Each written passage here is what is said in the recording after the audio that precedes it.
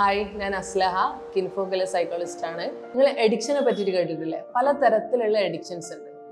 Drug addiction ഉണ്ട്, alcohol addiction ഉണ്ട്. അതേപോലെ തന്നെ ചില സ്വഭാവങ്ങളിൽ നമ്മൾ അഡിക്റ്റ് ആയി പോകും.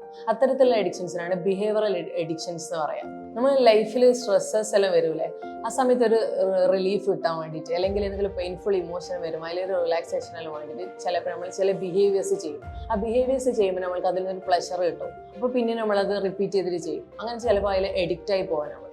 അത്തരത്തിലുള്ള എഡിക്ഷനാണ് ബിഹേവിയറൽ എഡിക്ഷൻസ് എന്ന് പറയുന്നത്. എക്സാമ്പിൾ ആയിട്ട് പറയുകയാണെങ്കിൽ കോമൺ ആയിട്ടുള്ള എക്സാമ്പിൾസ് ആണെന്ത് വീഡിയോ ഗെയിമിനോടുള്ള എഡിക്ഷൻസ്, അതല്ലെങ്കിൽ phone addiction, phone sex addiction. പിന്നെ അതേപോലെ അഡിക്ഷൻ ആണ് എന്ത് ഗാംബ്ലിങ് എന്ന് പറഞ്ഞാൽ ചൂതാട്ടം.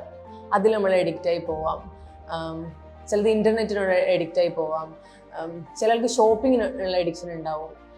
അങ്ങനെ കുറേ കോമൺ ആയിട്ടുള്ള എഡിക്ഷൻസ് ഉണ്ട്. അതേപോലെ തന്നെ അത്ര കോമൺ അല്ലാത്ത എഡിക്ഷൻസ് ഉണ്ട്. അതിലൊരു എക്സാമ്പിൾ ആണ് ക്ലെപ്റ്റോമാനിയ എന്ന് പറയുന്നത്. എന്ന് വെച്ചാൽ നമുക്ക് മോഷ്ടിക്കാനുള്ള ഒരു ടെൻഡൻസി വരാം, അതിനെ ക്ലെപ്റ്റോമാനിയ എന്ന് പറയാം.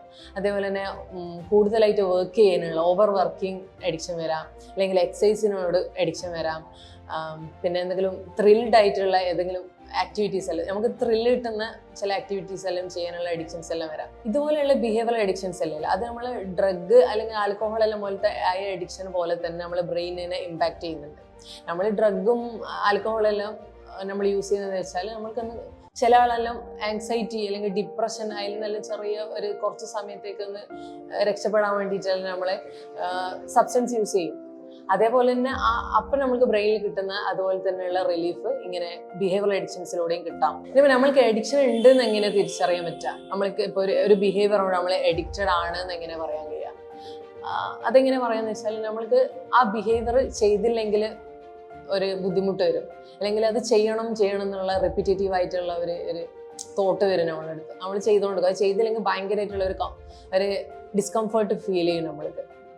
അപ്പം നമ്മൾക്ക് പറയാൻ പറ്റും നമ്മൾ ആ ബിഹേവിയറോട് എഡിക്റ്റഡ് ആണ് എന്നുള്ള കാര്യം. പിന്നെ അതുപോലെ തന്നെ നമ്മൾ എഡിക്റ്റ് ആണെന്ന് മനസ്സിലാകുന്നത് നമ്മുടെ ബോഡിക്കും മൈൻഡിനും ഇത് പ്രശ്നം ഉണ്ടാക്കുന്ന കാര്യമെന്നൊക്കെ നമുക്ക് അറിയാൻ പറ്റും. എന്നിട്ട് നമ്മൾ അതന്നെ ചെയ്യും.